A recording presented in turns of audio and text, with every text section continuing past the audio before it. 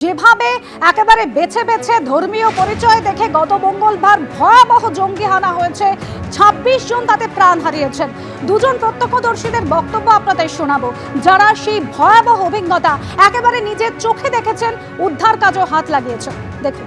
আমাদের আপনার সূক্ষ্ম কারিগরি দিয়ে সাজানোর জন্য ধন্যবাদ। সূক্ষ্ম কারিগরির ধারা যা সোনাকে বানায় সেনকো। সেনকো আনন্দের ধারা।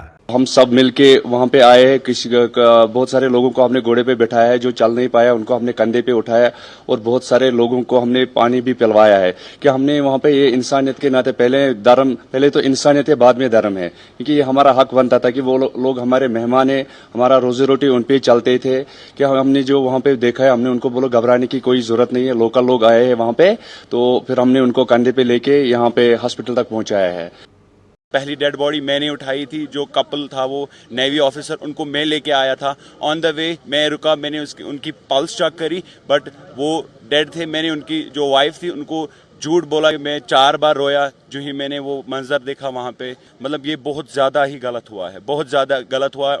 और हम चाहते हैं कि इन फ्यूचर ये सारी चीज़ें रिपीट ना हो और ये चीज़ें ना हो हमारे कश्मीर में। এই মুহূর্তে আমাদের সঙ্গে সরাসরি রয়েছেন ব্রিগেডিয়ার দেবাশিস দাস। ব্রিগেডিয়ার দাস, গতকালই কিন্তু একেবারে কূটনৈতিক স্ট্রাইকের কথা বলা হয়েছিল ভারতের তরফ থেকে, একেবারে যথাযোগ্য জবাব দেওয়া হবে, এবং সেটাও কিছুদিনের মধ্যে। যেভাবে আমরা দেখলাম যে উড়িতে সেনা জঙ্গি গুলির লড়াই হলো, 2 জন জঙ্গি নিহত হলো, আবার উধমপুরে সকাল থেকে গুলির লড়াই চলছে। অর্থাৎ একদিকে কূটনৈতিক সার্জিক্যাল স্ট্রাইক, সঙ্গে কি প্রত্যাঘাতের প্রস্তুতি হিসেবেই দেখছেন? দেখুন, উড়িতে আর বারামুলাতে যে গুলির লড়াইগুলো চলছে সেগুলো নর্মাল আমাদের সেনার চলতে থাকে, সার্চ অ্যান্ড কর্ডন অপারেশনস। এখন হয়তো এই ঘটনার পরে আরো অ্যাক্টিভ হয়ে সবাই মিলে বেরিয়ে পড়েছে, যাতে চুরি তল্লাশি করে যার যার যে এরিয়াতে রেসপন্সিবিলিটি আছে, কুপওয়ারা, বারামুলা, উড়ি, পেহেলগাঁও, এই সেক্টরগুলোতে তারা ঘুরে ঘুরে মারছে। সেটা একটা আলাদা ব্যাপার। আর যেটা কূটনৈতিক অ্যাকশন নেওয়া হয়েছে, তার মধ্যে সব থেকে বড় অ্যাকশন যেটা দেখতে পাচ্ছি, যে সিন্ধু নদীর জল বন্টন চুক্তি ভারত স্থগিত করেছে।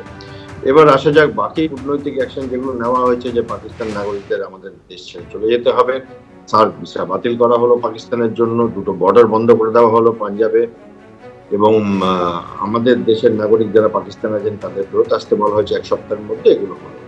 আমি আরো বড় অ্যাকশনের আশা করছি যেখানে, কারণ এই টেররিস্ট গুলো এদের যদি মেরে দেওয়া হয়, আরো টেররিস্ট তৈরি হয়ে যাবে এবং এর কোনো শেষ নেই।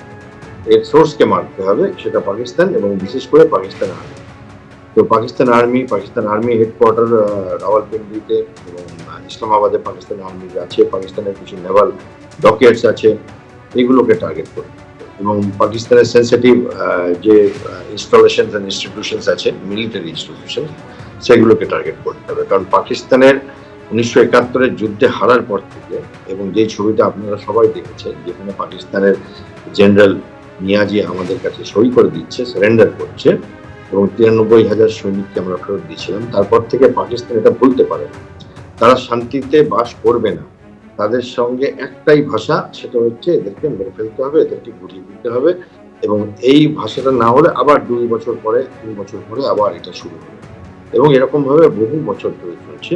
আমার মনে হয় এখন ভারতের সময় এসছে, ভারতের যে অর্থনৈতিক ক্ষমতা, যা ভারতের রাজনৈতিক ক্ষমতা, পৃথিবীতে ভারতের এখন স্ট্যাটাস এবং ভারতের মিলিটারি ক্ষমতা তো আছে, তাতে পাকিস্তানকে একটা ফাইনাল ফয়সালা করে নেওয়া উচিত, যাতে পাকিস্তান এখন আর কিছু না, নিজেদের বাঁচা ছাড়া আর কিছুতে না চিন্তা করে। বিশেষ করে পাকিস্তান আর্মি, সাধারণ জনগণের কথা বলছি না, পাকিস্তান আর্মি, এদের পাঞ্জাবি ওরিয়েন্টেড আর্মি এরা, এবং এদের একটা উন্নাসিকতা আছে, এবং ভারতের কাছে হিউমিলেশন যেটা এরা পেয়েছিল কার্গিল ওয়ারে, এবং তার আগে আমাদের 1948-এ, 1965-তে, 1971-এ, এটা এরা, এবং সিয়াচিন গ্লেশিয়ারে, এইগুলো বুঝতে পারছে।